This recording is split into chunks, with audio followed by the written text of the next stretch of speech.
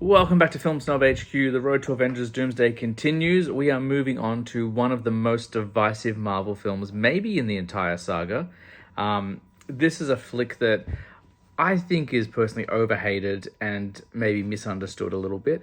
I'm going to get controversial, and I'm going to talk about how much I love this movie. I actually think it's maybe one of my favorites in the series as well. I'm going to justify it. I'm going to explain it because I know this is a very unpopular opinion. But let's sit down and talk about Thor: Love and Thunder. This flick, second one by Taika Waititi, and the biggest critique of this film is that there's too many jokes, gore is underdeveloped, and the CGI is a bit rough.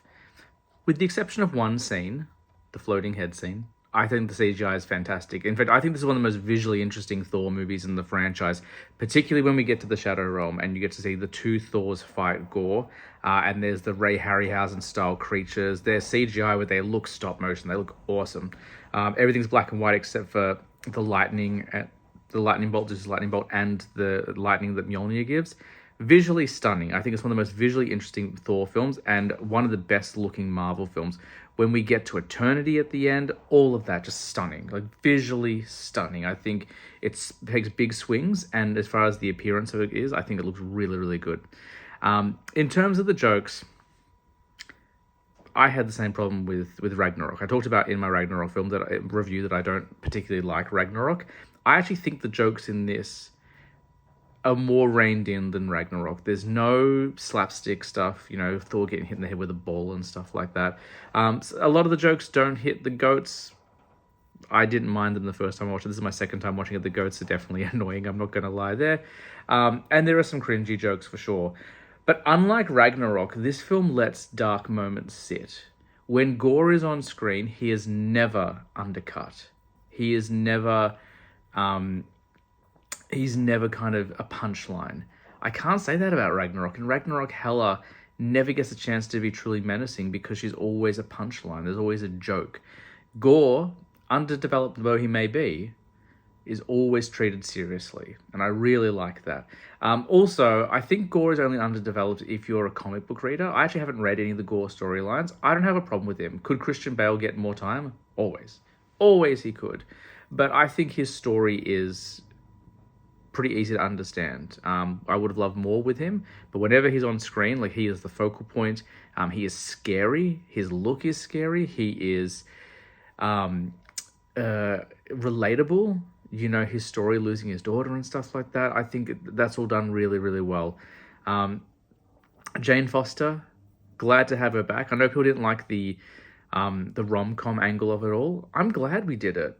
I'm glad they did it because one of the big plot holes or big missing spots in the MCU has been the disappearance of Jane Foster. The last time we saw her was in Thor: The Dark World, and then we see nothing except for a brief shot in Endgame, and now she's back.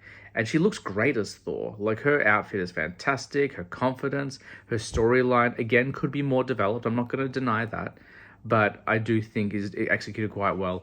People don't like Russell Crowe as Zeus. I think it's a great Zeus. I think Zeus... I talked about the arrogance of Mr. Fantastic and the Illuminati in my Multiverse of Madness review, and I'm going to lean back into that as well. I think that, this is the arrogance of a god. He is silly. He is performative because he thinks he's invulnerable. He thinks he can't be touched. And then, of course, Thor throws a lightning bolt through his chest.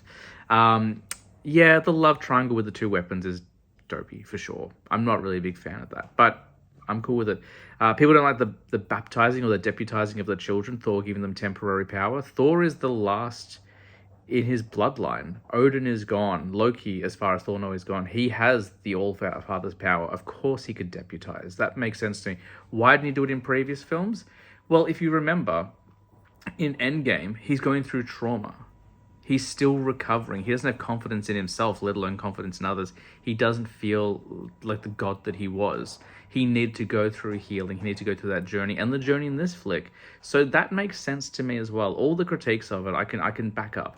It's not a perfect film. A lot of the jokes fall flat. But I think this is a really good Thor film. I really like it. It's more in tune with what Thor should be for me, which is Thor battling gods, more kind of obviously it's New Asgard now, but there's kind of this reverence for the gods and like kind of holy temples and places like that's what I want to see in a Thor film. The last film to me, Ragnarok, is too Guardians of the Galaxy, too space junky. I want it to be more based in the mythicism of the gods and stuff, and this definitely does that. Yes, it's not perfect, but I find it to be really enjoyable. And I'm going to be honest, that ending, both Jane's sacrifice and also the Thor and the child running towards the villains in the last frame, makes me cry. Both times I've watched this flick, burst into tears. I just think it's really beautiful. If you don't like this flick, I'm not going to convince you otherwise. People seem destined to hate this film. They don't want to like it. They think it's a weak film. I think it's one of the strongest in the franchise. I think if you listen to my arguments and you give it a chance, there's a lot to love about this film. It might not be perfect, but it's a lot of fun to be had. Christian Bale's performance is fantastic. Natalie Portman is fantastic. Chris Hemsworth, I wish he was less jokey. I wish he was more serious, but I think it's more reined in the previous one.